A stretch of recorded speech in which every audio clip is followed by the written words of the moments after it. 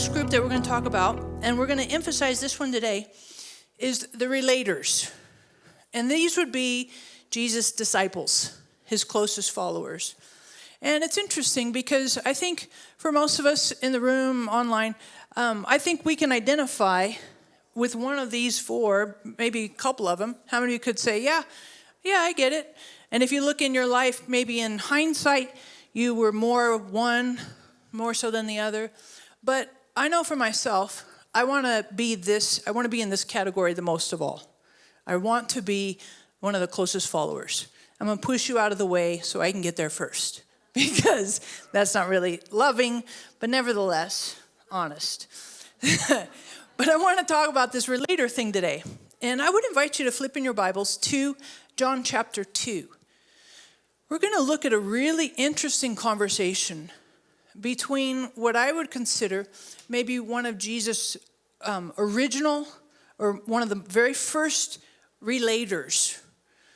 And this is a conversation Jesus has with his mom. And I find that interesting because when I think of relators, right off the bat, I always think, Peter, James, John, 12 disciples. But when I think about, if I identify relators as those who are his closest followers, closest relationships, I think his mom is going to fall in that category.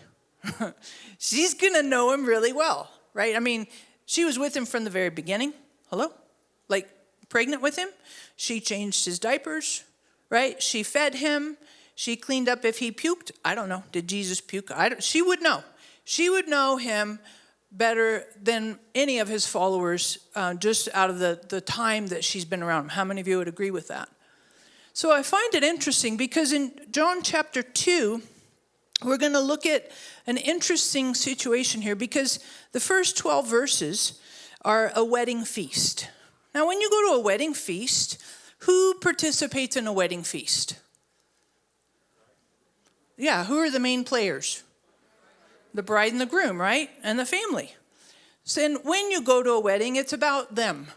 And if you're, whether you're in the wedding party or you're just an attendee, everybody knows it's about the bride and the groom and the family, immediate family. We know that. But in this story, I find it interesting because this story, the wedding is kind of the backdrop. And the main activity is basically between Jesus and his mom. And the wedding is kind of the backstory on which they have this conversation. Now, additionally, if you look in the first two verses, it says that Jesus was there. Thanks for putting those up. On the third day, there's a wedding at Cana of Galilee. That's a small town a couple miles from Nazareth. The mother of Jesus was there. Both Jesus and his disciples were invited to the wedding.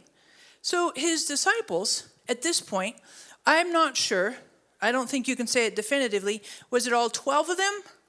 All 12 of the disciples? Or, and in John 1, at the end of chapter 1, it says that Peter, Andrew, Nathaniel, and Philip had decided to follow Jesus. So they were newbies. They're on the road to relating. But I want you to appreciate that you have a group of neophytes, newbies, wannabes. They said, yeah, we'll be the disciples. But they're not further down the road in the sense of fully developed or even close to the relationship that Mary has with Jesus. Are you tracking with me? They have the intentions because they signed up. Yep, we're going to be your disciples. We're going to be your closest followers. But how that plays out and how that develops and unfolds, this is just the beginning of that journey. And I would propose to you that Mary is more fully formed in that relating, connection, and knowing Jesus.